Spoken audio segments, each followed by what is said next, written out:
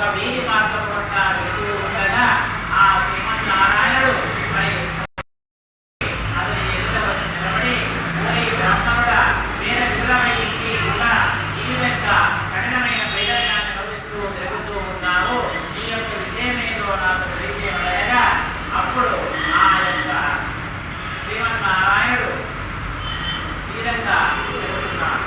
గురువు బ్రాహ్మణుడు అడిగాడు కదా, బ్రాహ్మణుడు అడిగాడనమాట ఈ విషయం ఏదో నాకంతా కూడా తెలియజేయమని. అప్పుడు ఆ బ్రాహ్మణుడు అంటున్నాడు, ఓ మహానుభావ మీరెవరో నాకు తెలియదు కానీ నా మీద ఉన్నటువంటి ప్రేమతో మీరు అడిగినటువంటి ప్రశ్న చాలా బాగున్నది. నేను ఒక బ్రాహ్మణుడు పూజించడానికి ఇంటికి తిరుగుతూ విద్యను జీవిస్తూ ఉన్నాను. నా యొక్క కష్టాలు తొలగిపోయేందుకు ఏదైనా మార్గాన్ని ఉపదేశించమని వేడుకుంటారన్నమాట ఆ బ్రాహ్మణుడు. మరి అప్పుడు ఆ శ్రీమన్నారాయణుడు ధీరంగా చెబుతున్నాడు, మరి బ్రాహ్మణుడా నీవు నీ యొక్క ఇంటి యందు ఆ యొక్క సత్యనారాయణ స్వామి వ్రతాన్ని ఆచరించమని చెబుతాడన్నమాట. అప్పుడు ఆ యొక్క బ్రాహ్మణుడు అది తెలుసుకొని ఆ సన్నిధానం కూడా తెలుసుకొని తన ఇంటి యందు ఆ యొక్క వ్రతాన్ని చేయాలని చెప్పి సంకల్పం చేసుకుంటాడన్నమాట. అయితే ఎంత ప్రయత్నం చేసినా కూడా పాపం ఆ యొక్క బ్రాహ్మణునికి ఆ యొక్క వ్రతాన్ని చేసేటువంటి సమయం కలిసి రాలేదు. ఎన్నో సంవత్సరాలు గడిచాయి, ఎంతో ప్రయత్నాలు చేశాడు. రాను ప్రయత్నం చేయగా ఒకనాడు ఆ సమయం రానే వచ్చింది. మరి ఆ సమయమున ఆ యొక్క వ్రతాన్ని ఆ యొక్క బ్రాహ్మణుడు తన భక్త విగ్రహాలతో కలిసి తన యొక్క శక్త్యానుసారంగా ఆ వ్రతాన్ని నిర్వహించాడు. దాని ఫలితంగా మరికొన్ని సంవత్సరాలు జరిగిన తర్వాత ఆ బ్రాహ్మణుడి యొక్క కుమారుడికి మరి ఆనాడు ఆ రాజ్యాన్ని పరిపాలన చేస్తున్న రాజు యొక్క కొడుకులో గురువు ఏర్పడడం జరిగింది. మరి దాని ఫలితంగా ఆ బ్రాహ్మణుడి యొక్క కష్టాలు కాలక్రమేణా తీరి మరి చివరి వరకు ఎటువంటి కష్టాలు అనిపించకుండా చివరికి శ్రీ సాహిత్యాన్ని కూడా పొందడం జరిగిందని చెప్పేసి సూతమహాన్ని తెలియజేస్తాడు. అది విన్నటువంటి ఆ మొదలు అయ్యా మరలా ఆ యొక్క వేరే ఏమైనా ఉన్నట్లయితే వారి కథను కూడా మాకు తెలియజేయబడగా మరలా ఆ సూతమహాన్ని ఈ విధంగా చెప్పడం ప్రారంభించాడు.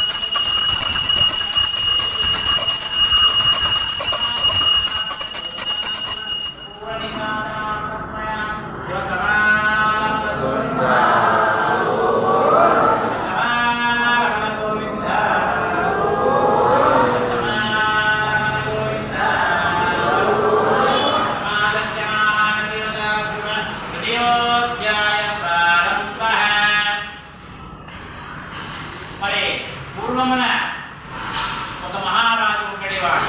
అతని పేరు తుంగధ్వజుడు. మరి ఆ తుంగధ్వజుడు తన రాజ్యంలో ఉన్న ప్రజలందరినీ కూడా కన్న బిడ్డల వలె చూస్తూ పరిపాలన చేస్తూ ఉండేవాడు. దాని ఫలితంగా ఆ మహారాజు మంచి పేరు ప్రఖ్యాతులు లభించాయన్నమాట. ఎంత పేరు ప్రఖ్యాతులు లభించినప్పటికీ కూడా ఆ యొక్క మహారాజుకు వారి సంతోషం అనేటువంటిదే లేదు. కారణం ఏమి అంటే ఆయన సంతానం లేకపోవడం వలన. ఆ సంతానం లేకపోవడం వలన ఆ మహారాజు ఎన్నో యజ్ఞాలు యాగాలు హోమాలు నిర్మించాడు. మరి ఏమాత్రం కూడా ఆయనకు ఫలితం రాలేదు. ఒకనాడు ఒక యోగి ద్వారా అసలు విషయాన్ని తెలుసుకున్నాడన్నమాట ఆ మహారాజు. మరి ఆ యొక్క వ్రతాన్ని చేయాలని చెప్పి సంకల్పం చేసుకున్నాడు మహారాజు. రాజు కాబట్టి ధనానికి కొదవలేదు కాబట్టి వెంటనే ఒక భద్రశీల తీరాన ఒక బంగారు మంటపాన్ని ఏర్పరిచి ఆ బంగారు మంటపంలో బంగారు కలశాలనే స్థాపింపజేసి 21 మంది బ్రాహ్మణులను పిలిపించి పాద ప్రక్షాళనాది కార్యక్రమాలన్నీ కూడా నిర్వహించి మరి కల్పోక్త ప్రకారంగా విధి విధానముగా ఆ యొక్క వ్రతాన్ని ఆచరిస్తూ ఉన్నాడు బాల్య సమేతంగా మహారాజు. అపారమైన ధనధాన్యాలన్నీ కూడా పడవలో నింపుకొని ఆ నదీ మార్గం గుండా ప్రయాణిస్తూ ఉన్నాడు వ్యాపార నిమిత్తమై. మరి ఎప్పుడైతే ఆ మహారాజు ఆ అర్థం చేస్తున్న ప్రదేశానికి పడవ రాగానే అక్కడ ఏమి జరుగుతుందో అనే విషయం తెలుసుకోవాలా అని చెప్పేసి ఆ వైశ్యుడు ఆ పడవను ఒడ్డు నిలిపేసి అక్కడికి వెళ్ళి ఆ పూజ పూర్తి అయినంత వరకు అక్కడే ఉండి పూజ పూర్తి అయిన తర్వాత చిత్తప్రసాదాలన్నీ స్వీకరించిన తర్వాత భోజనాది కార్యక్రమం ముగించుకున్న తర్వాత ఆ మహారాజు నమస్కారం చేసి, ఓ మహారాజా, మీరు చేస్తున్నటువంటి ఆ పూజ ఏదో నాకు తెలియజేయమనగా, అయ్యా ఇది సత్యనారాయణ స్వామి వ్రతము, ఈ యొక్క వ్రతాన్ని నేను సంతాన యోగాన్ని పొందడానికి ఆచరిస్తూ ఉన్నాను అని చెప్పగా ఆ వైశ్యుడికి చాలా సంతోషమైంది. అయ్యా ఓ మహారాజా, నాకు నువ్వు సంతానం లేదు, నేను కూడా ఈ యొక్క వ్రతాన్ని ఆచరించవచ్చునా అని అడిగితే అప్పుడు ఆ మహారాజు, ఒరి వైశ్యుడా, మరి తన తారతమ్య వేదం లేకుండా మరి ఎవరైనా కూడా ఈ యొక్క దాన్ని ఆచరించవచ్చు, దీని వల్ల మనం అనుకున్నటువంటి ఫలితాలన్నీ నెరవేరుతాయని చెప్పగా ఆ వైశ్యుడు సంతోషించి అతని దగ్గర సెలవు తీసుకొని నేరుగా వ్యాపారానికి వెళ్ళిపోతాడు. తిరిగి మరి ఇంటికి తిరిగి వస్తాడు. ఇంటిలో అతని భార్య ఉన్నది, ఆ వైశ్యుని భార్య. ఆమె పేరు లీలావతి. ఆమె అంటున్నాడు, ఓ లీలావతి, నేను వ్యాపార నిమిత్తమై మరి వెళుతూ ఉన్న సమయమున ఒక మహారాజు సంతాన యోగాన్ని పొందడానికి సత్యనారాయణ స్వామి వ్రతాన్ని నిర్వహిస్తున్న విషయం తెలుసుకున్నాను.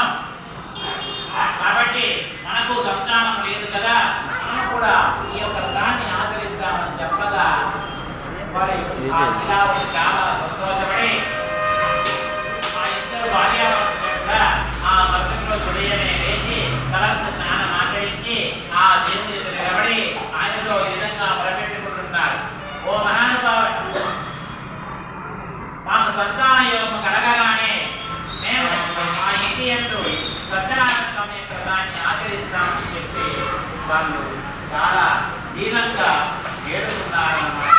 ఆ సత్యనారాయణ మరి పాపం ఆ సత్యనారాయణుడు వారి యొక్క కోరికను మన్నించాడు.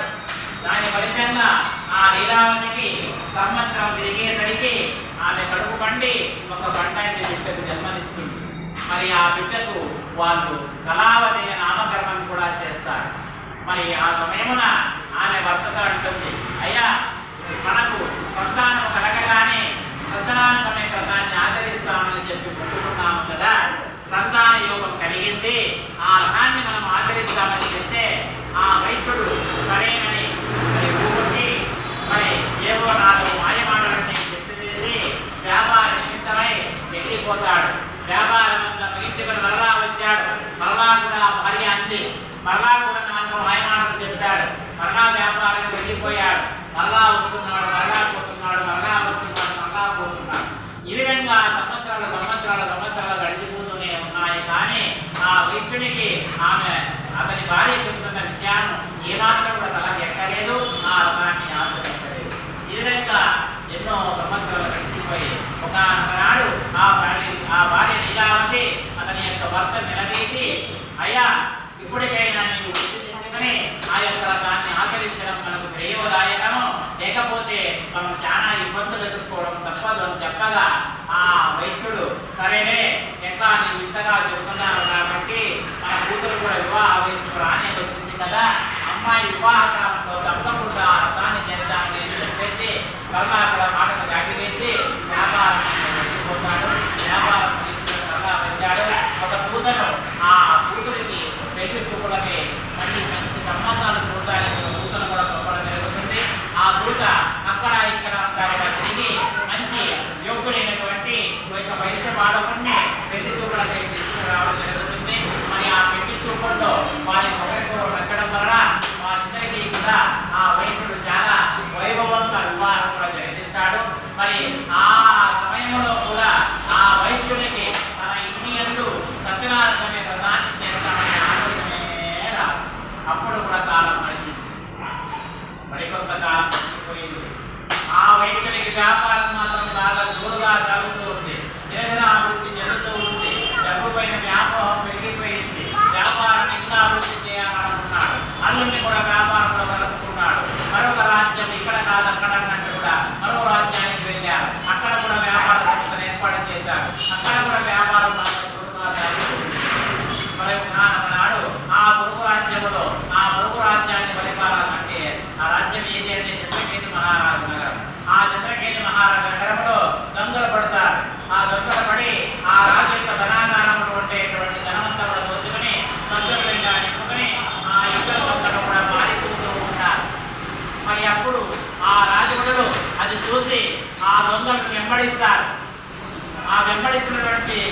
యొక్క రాజభటులు చూసినటువంటి ఆ దొంగలు ఇక మనం దొరికిపోతాము, అది ఎక్కువ దూరం పరిగెత్తలేము, మనం దొరికిపోయినట్లయితే ఈ మహారాజు మహా దుర్మార్గుడు మనకు కృషించే తప్ప వేరొకటి కృషించాడని చెప్పగా అని ఒకరికొకరు అనుకొని వెంటనే ఆ ధనమంతా కూడా ఎక్కడైతే ఆ మామాలు ఇద్దరు వ్యాపారం చేస్తున్నారో అక్కడ వదిలివేసి పారిపోతారన్నమాట.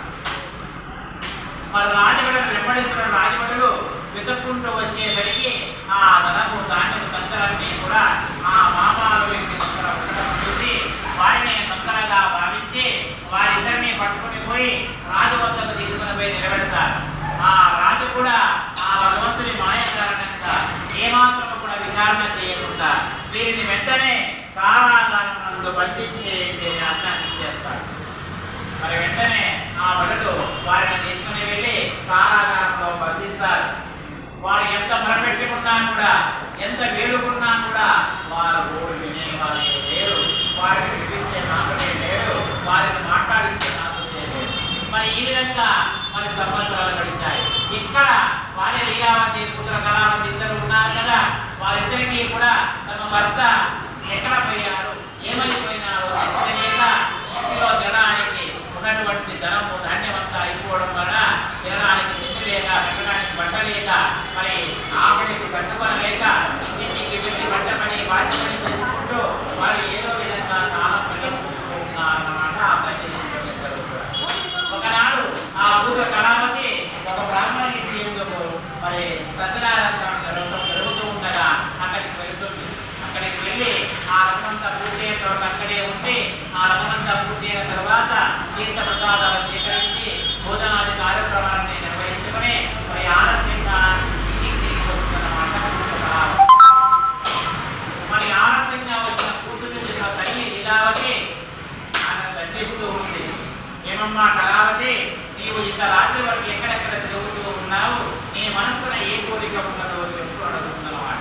అప్పుడు ఆ కూతురు కళావతి అంటుంది, అమ్మా నేను ఒక బ్రాహ్మణునికి ఎందు సత్యనారాయణ జరుగుతుండగా అక్కడ చుట్టూ ఉండిపోతే తీర్థప్రసాదాలు స్వీకరించి రావడం వల్ల ఆలస్యమైందే తప్ప వేరొక దురుద్దేశం నాకు లేదని చెప్పగా ఆ తల్లి లీలావతి ఆ కూతుర్ని పట్టుకొని కౌగిలించుకొని ఊరున ఏడ్చుకుంటూ, అమ్మ నేను నిన్ను కూడా అపార్థం చేసుకున్నాను, మీ నాన్నగారు నేను ఎంత చెప్పినా కూడా ఆ దాన్ని నిర్లక్ష్యం చేయడం వలనే మనకి ఇటువంటి దురావస్థ ఏర్పడింది, ఇక మనల్ని కాపాడాల్సింది ఆ భగవంతులే తప్ప వేరొకరలేదని చెప్పి ఒకరిని పోయి పట్టుకొని ఊరున ఎట్టుకుంటారన్నమాట. మరి కొద్దిసేపటికి ఆ ఇద్దరు తల్లి ఇద్దరు కూడా ఆ దేవుడి దగ్గర నిలబడి ఆయనతో విధంగా మొరపెట్టుకుంటున్నారు, ఓ మహానుభావ, నా భర్త నా అల్లుడు చేసినటువంటి మరి సకల తప్పులను క్షమించి వారిని క్షేమంగా ఇంటికి తిరిగి వచ్చే విధంగా అనుగ్రహించు. వారు తిరిగి రాగానే ఏమాత్రం ఆలస్యం చేయకుండా మేము అనుకున్న ప్రకారంగా మా శక్తానుసారంగా మరి మా ఇంటి యొక్క మా రథాన్ని ఆచరిస్తాము, ఇందులో ఏమాత్రం కూడా మాట తప్పని చెప్పేసి ఆమె వాళ్ళు వీళ్ళు పట్టుకున్నట్లుగా దినాది దీనంగా ఆ భగవంతుని ఎదుట మరి ప్రదర్శన నమస్కారాలు చేసి వేడుకుంటున్నమాట. మరి ఆ భగవంతుడు ఆమె యొక్క ప్రదర్శన నమస్కారాలను ఆమె యొక్క కథను విని చాలా బాధపడి అదే రోజు రాత్రి ఆ భగవంతుడు ఆ యొక్క మహారాజు తనలో కనబడి, ఓరి మహారాజా, నీవు బంధించి ఉండేటువంటి ఆ ఇద్దరు కూడా దొంగలు కాదు, వారిద్దరు వ్యాపారస్తులు, వెంటనే వారిని విడిచిపెట్టు లేదా నీవు నీ రాజ్యము సర్వనాశనమైపోతుందనేటువంటి కళ ఆ మహారాజుకు రావడం. వెంటనే ఆ మహారాజు ఉలిక్కిపడి పైకి లేచి వెంటనే సభను ఏర్పాటు చేసి ఆ యొక్క కథను గురించి ఆ యొక్క ప్రజలకు మరి అక్కడ పండితులకు అందరికీ కూడా తెలియపరుస్తాడు. ఎందుకు నాకు ఈ కళ వచ్చిందో వెళ్ళి ఆలోచన చేసి చెప్పండి అని చెప్పగా ఆ పండితులందరూ కూడా బాగా ఆలోచన చేసి, ఓ మహారాజా, ఇదేదో లోక కళ్యాణం కోసం మాత్రమే రావడం జరిగిందే తప్ప వేరొకటి కాదు, ఎంతో వింత, మనం ఏమైనా కానీ ఆ కళలో చెప్పినట్లుగా వారిని విడిచిపెట్టడమే మనకు శ్రేయోదాయకము అని చెప్పగా ఆ మహారాజు కూడా ఆ మాటలు ఖండించి వెంటనే వారిని విడిపించుకురమ్మని భటులకు ఆజ్ఞాపించేస్తాడు. మరి భటులు వెళ్ళి ఆ మామూలు ఇద్దరిని విడిపించుకొని తీసుకుని వచ్చి వారికి నిలబెడతారు. అప్పుడు ఆ మామూలు ఇద్దరు కూడా ఇంకా భయపడుతూ ఉంటారు. అప్పుడు అంటాడు మహారాజు, వరి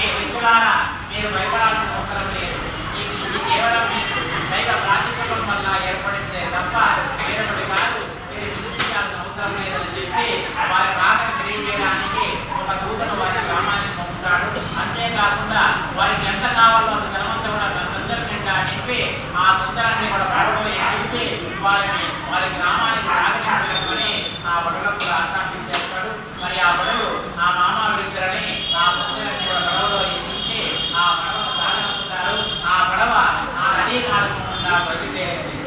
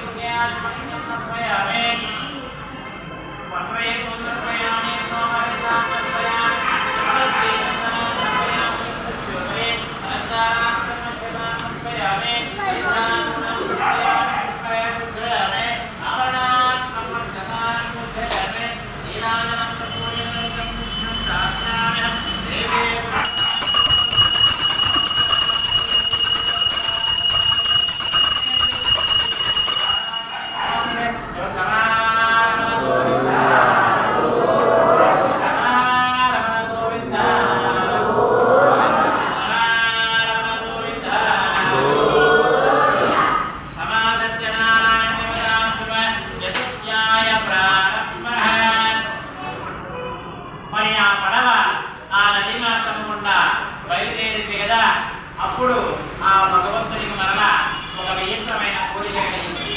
వెంటనే ఒక సన్యాస రూపాన్ని ధరించి మరి ఆ పడవ దగ్గరికి వచ్చి ఆ మామలిద్దరిని చూసి, ఓరి వైశ్యులారా, మీ పడవలో నుండి సంచలనం నిండా ఏమున్నాయని అడుగుతాడు.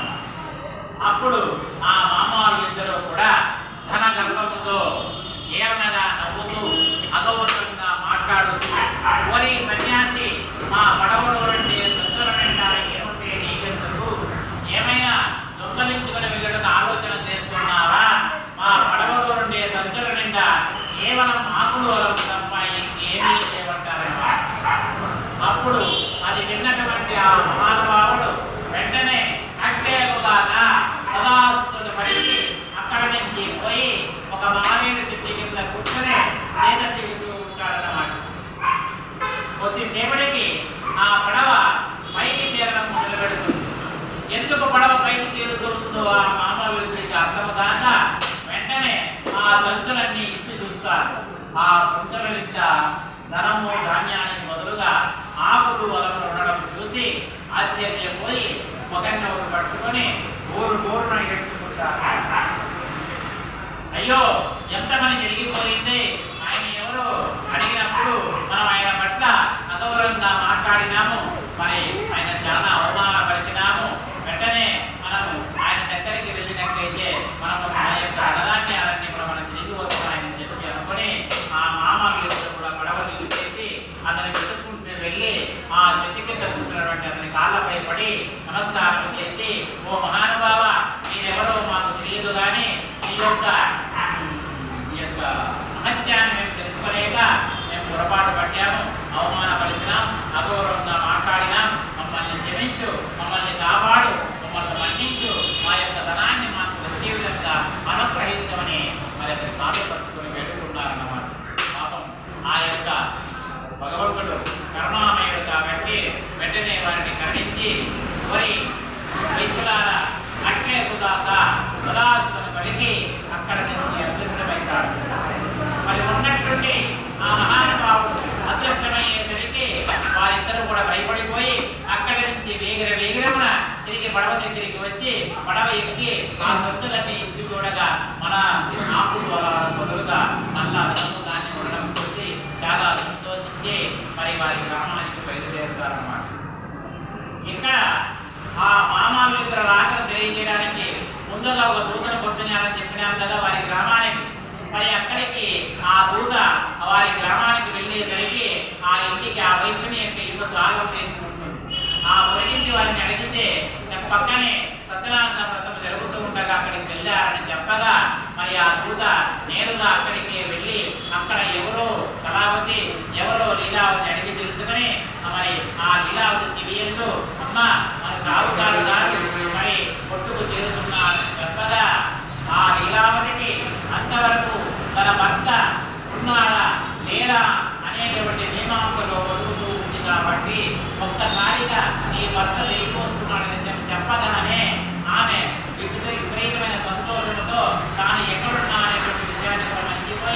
ఆ సత్యనారాయణ స్వామి వ్రతాన్ని మధ్యలోనే నిలివేసి మన భర్తను చూడడానికి నదీ తీర ప్రాంతానికి వెళ్ళిపోతుంది. మన కూతురు కూడా విషయం తెలుస్తుంది.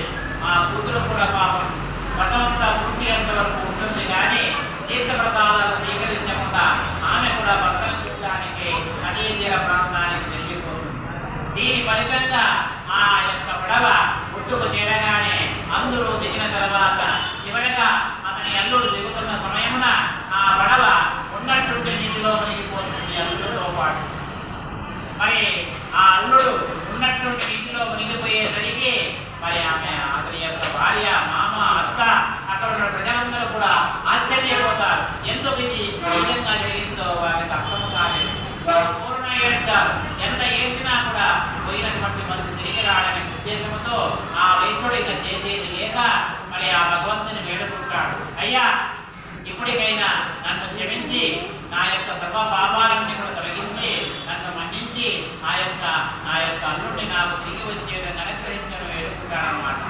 అప్పుడు ఆకాశం నుంచి కొన్ని మాటలు వెలువడతాయి. ఓయ్ వైశ్యుడా, నీవు సత్యనారాయణ స్వామి వ్రతాన్ని ఆచరిస్తానని చెప్పి ఆచరించకపోవడం మొదటి తప్పు. నీ భార్య లీలావతి సత్యనారాయణ స్వామి వ్రతాన్ని మధ్యలోనే ఆపివేసి రావడం రెండవ తప్పు. నీ కూతురు కళావతి తీర్థప్రసాదాలు స్వీకరించకుండా రావడం మూడవ తప్పు. ఈ తప్పిదాల కారణంగా నీ అల్లుడిని మాటలు ఆకాశం నుంచి వినపడేసరికి అతనికి ఎక్కడ నేను దుఃఖం పొంగుకొని వచ్చి ఇక చేసేది లేక నేరుగా ఇంటికి వెళ్ళి మరి ఆ యొక్క వ్రతానికి చేయడానికి సంకల్పాలు చేయడం మొదలుపెట్టాడనమాట. ఎప్పుడైతే ఆ యొక్క వ్రతాన్ని చేయాలని చెప్పేసి ఈ యొక్క వైశ్యుడు ప్రయత్నం చేయడం మొదలుపెట్టాడో ఆ యొక్క భగవంతుడు కరుణించి వెంటనే ఆ అల్లుడిని ఆశీర్వదిస్తాడు. ఆ అల్లుడు తిరిగి ఇంటికి రావడం జరుగుతుంది. అల్లుడిని చూసినటువంటి ఆ మామ, అత్త, అతని యొక్క భార్య చాలా సంతోషించి ఇక అప్పటి నుంచి కూడా ఆ భగవంతుని పట్ల ఎటువంటి ఔమర్యాలంగా ప్రవర్తించకుండా నిర్లక్ష్యం చేయకుండా వారు ఎప్పుడు అనుకుంటారో అప్పుడు ఆ యొక్క వ్రతాన్ని ఆచరిస్తూ ఆ భగవంతుని యొక్క ఆశీస్సులు పొందుతూ ఏమాత్రం కూడా జీవితంలో కష్టాలు చివరికి సాహిత్యాన్ని కూడా పొందడం జరిగిందని చెప్పేసి శ్రీమన్నారాయణ అంటే ఆ సుత మహామని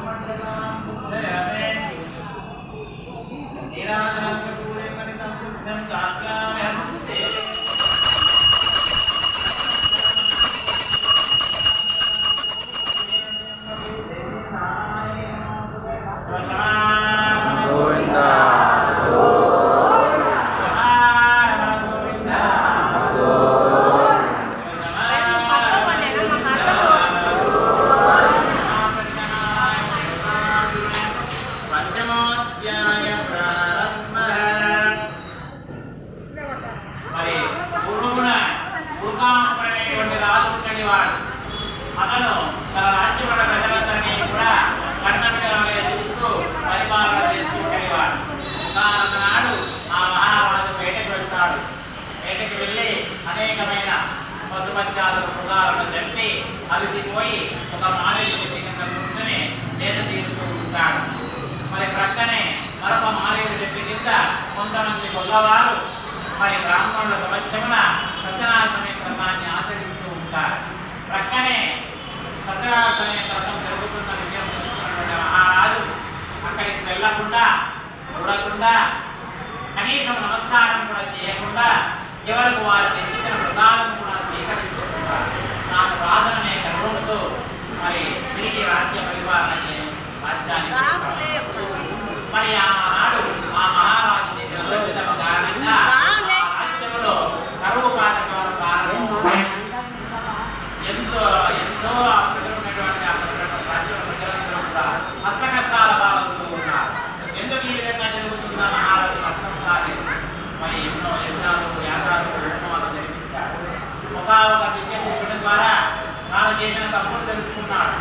ఎక్కడ తప్పు చేశానో తెలుసుకొని అక్కడికి వెళ్ళి అదే గొల్లవారి సమక్షమున అదే బ్రాహ్మణులను పిలిపించి వారి చేతులకున్న విత్తనాల సమీకరణాన్ని ఆచరింపజేసి వారి చేతులకున్న తీర్థప్రసాదాలన్నీ స్వీకరించి తిరిగి ఆ భగవంతుని క్షమాపణ కోరి ఆ రాజ్య పరిపాలనకి రాగా తిరిగి మన ఆ రాజ్యం సుభిక్షంగా ఏర్పడడం జరుగుతుంది. ప్రజలందరూ సంతోషంగా జీవించడం జరుగుతుంది. కాబట్టి ఈ కథలన్నీ ద్వారా మనకు తెలియవలసింది ఏమి అంటే ఎవరైనా కానీ ఈ యొక్క వ్రతాన్ని చేస్తామని చెప్పి చేయకపోవడం చాలా తప్పు. ఎవరైనా ఈ యొక్క వ్రతాన్ని ఆచరిస్తూ ఉన్నప్పుడు మనం అక్కడికి వెళ్ళి ఆ వ్రతాన్ని మధ్యలో వదిలి రావడం తప్పు. అంతేకాకుండా ఎవరైనా కూడా ఆ యొక్క వ్రతాన్ని ఆహ్వానపరిచినప్పుడు మనకి ఎంత పనులు ఒత్తిడులు ఉన్నప్పటికీ కూడా ఆ వ్రతానికి హాజరు కావాలని చెప్పడం. కాబట్టి ఇటువంటి పవిత్రమైన వ్రతము కాబట్టి విశిష్టమైన వ్రతము కాబట్టి ఆ వ్రతాన్ని మనం ఏ విధంగా చేసినట్లయితే ఏ తప్పులు చేయకుండా మనం చేసినట్లయితే ఆ వ్రతఫలితం మనకు వస్తుంది.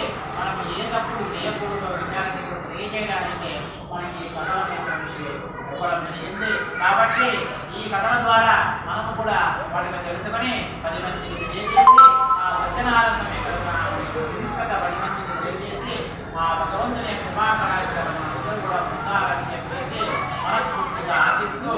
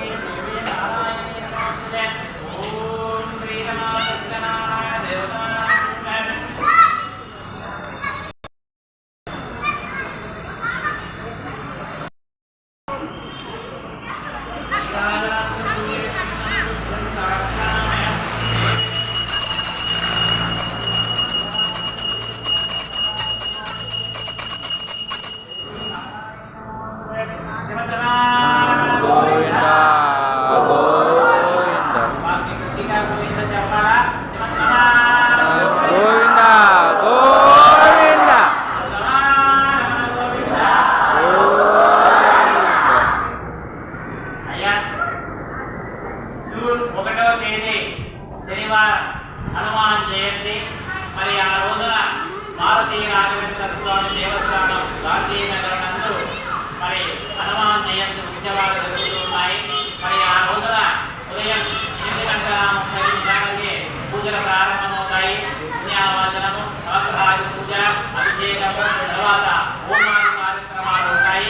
మరి ఎవరైనా కూడా ఆ హనుమాన్ జయంతి రోజు మరి ప్రతి ఒక్కరూ కూడా ఆ హాజరయ్యేటువంటి వారు కొబ్బరి చిప్ప పట్టుకుని రావాలా. కొట్టి కొబ్బరి చిప్ప ఒకటి తీసుకొని వచ్చి వారి ఇంటిలో ఉండే దోషమంతా పోవడానికి ఆ కొబ్బరి చిప్పను ఆ హోమం జరుగుతుంది ఆ రోజు ఆ హోమంలో వేసేసి దాని చుట్టూ ప్రదర్శన చేసి ఆ హోమం యొక్క ఆ భగవంతుని యొక్క ఆయురాలను ఐశ్వర్యాలను ప్రసాదిస్తాయని చెప్పి మీరందరికీ కూడా తెలియజేయడం జరుగుతూ ఉంది. మరి కొబ్బరి చిప్ప వట్టి కొబ్బరి చిప్ప మరిచిపోద్దండి. కృతజ్ఞతలు రావద్దంటే వట్టి కొబ్బరి చిప్ప తీసుకొని వచ్చి స్వామి దగ్గర ఏమైనా ఉంటాయని కొందరు స్వామి దగ్గర ఉండవు. వట్టి కొబ్బరి చిప్ప మీరు తీసుకొని వచ్చి ఆ హోమకుండంలో వేయడం వల్ల దోషాలన్నీ కూడా పోతాయి. మీ ఇంటిలో ఉండే అరిష్టం కూడా సర్వదోషాల హరణం, సర్వదోష హరణం. హోమం అంటే ఏమి? నశించడం. నశించడం అంటే మీ యొక్క కష్టాలు కావచ్చు, దోషాలు కావచ్చు హరించాలి అంటే ఆ యొక్క ఇంటి నుంచి ఆ కొబ్బరి చిప్ప తీసుకొని వచ్చి ఆ హోమగుండంలో వేయాలి. స్వామి 10 రూపాయలు కొట్టు కొబ్బరి తీసుకొని అడగద్దండి. ఇంటి నుంచి తీసుకురాండి, తీసుకొచ్చి వేయండి. అర్థమైందా? అయ్యా సత్యనారాయణ స్వామి యొక్క వ్రతం అనేది పూర్తి అయింది.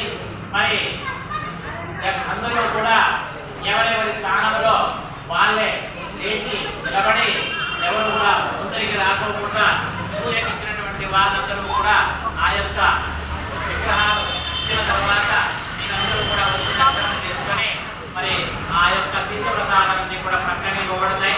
అక్కడే భోజనాది కార్యక్రమాలు కూడా ఉంటాయి. అవన్నీ ముగించుకొని మరి ప్రసాదం తీసుకొని మరి ఏమాత్రం కూడా ఇలాంటి ఇబ్బందులు ఎదుర్కొనకుండా క్షేమంగా ఇంటికి వెళ్ళాలని చెప్పి కోరుకుంటున్నాను. మరొకసారి విన్నవిస్తున్నా. జూన్ 1వ తేదీ శనివారం హనుమాన్ జయంతి కార్యక్రమం జరుగుతూ ఉంది. ఆ రోజున ఉదయం 8:30 నుంచి పూజాది కార్యక్రమాలు ప్రారంభమవుతాయి. మరి ఆ రోజున మరి సత్యజ్ఞానవాచనం, మరి వినాయక పూజ, తరువాత హరిసంస్థాపన, మరి పూజ, తరువాత మరి పంచామృతాభిషేకాలు, ఆ తదుపరి హోమాది కార్యక్రమాలు, మన్యసూక్త హోమము, కళాకర్షణ హోమము, తరువాత మరి యొక్క ఆలయ అభివృద్ధికి సంబంధించినటువంటి హోమాది కార్యక్రమాలన్నీ కూడా మన యొక్క ఆయురారోగ్య ఐశ్వర్యాలకు సంబంధించిన హోమం కూడా జరుగుతుంది. కాబట్టి ప్రతి ఒక్కరూ కూడా మీ ఇంటి నుంచి ఒక ఒట్టి కొబ్బరి తీసుకుని వచ్చి ఆ యొక్క హోమంలో వేసి ఆ యొక్క భగవంతుని యొక్క ఆశీస్సులు పొందాలని చెప్పేసి మరొక మారు మారుతి రాఘవేంద్ర స్వామి ఆలయ అభివృద్ధి కమిటీ యొక్క విన్నపాన్ని మీ అందరికీ వదిలేయాలి.